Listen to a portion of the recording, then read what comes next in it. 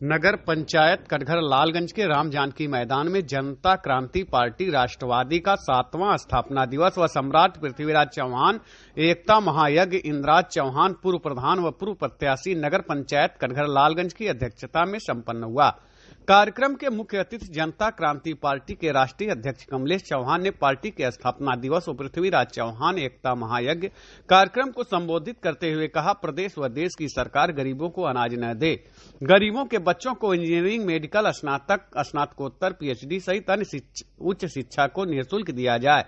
1947 से लेकर आज तक किसी भी राजनीतिक दल ने अंतिम हिंदू सम्राट पृथ्वीराज चौहान को सम्मान देने का काम नहीं किया, बल्कि पृथ्वीराज चौहान के इतिहास को समाप्त करने का भरपूर प्रयास किया।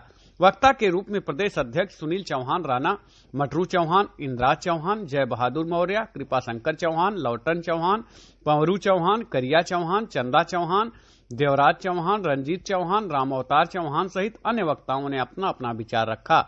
इस अवसर पर जयसिंह चौहान, रामनवमी चौहान, अंजनी चौहान, भीम चौहान, सुनील चौहान, प्रताप चौहान, हरिहर चौहान, मिठाई लाल चौहान, राम सिंह, वीरेंद्र चौहान, पप्पू चौहान सहित अन्य लोग उपस्थित रहे। कार्यक्रम की अध्यक्षता इंद्राज चौहान व संचालन संजीव चौहान ने किया।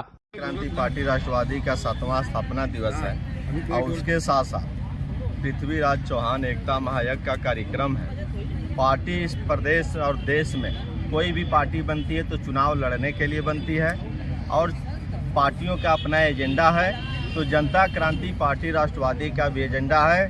इस देश में गरीब हो, चाहे अमीर हो, चाहे पूंजीपति हो, चाहे उद्योगपति हो, चाहे डॉक्टर, मास्टर, इंजीनियर हो, चाहे वैज्ञानिक हो, चाहे प्रधानमंत्री हो, चाहे राष्ट्रपति, राज्यपाल हो, इस देश में सारे लोगों को निःशुल्क शिक्षा मिलनी चाहिए।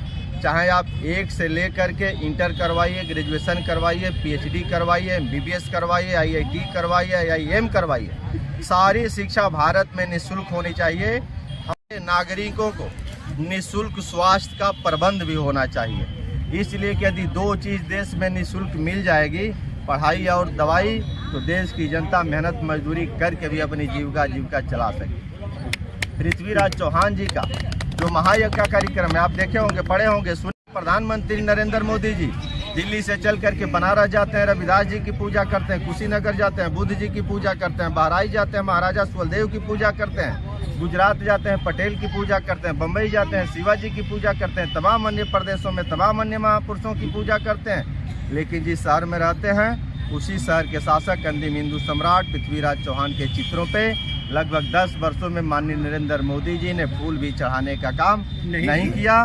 तब जाकर के जनता क्रांति पार्टी राष्ट्रवादी ने यह संकल्प लिया और पृथ्वीराज चौहान के वंशजों ने यह संकल्प लिया कि यदि इस देश में अम्बेडकर, रविदास, कालिदास, काशीदास, तुलसीदास, गांधी, गोडसे, सावरकर, सुहेलदेव, परशुराम, महावीर, बुद्ध, रावबा, शिवाजी, पटेल की पूजा हो सकती है, तो अंतिम हिंदू सम्राट पृथ्वीराज चौहान की भी होनी चाहिए।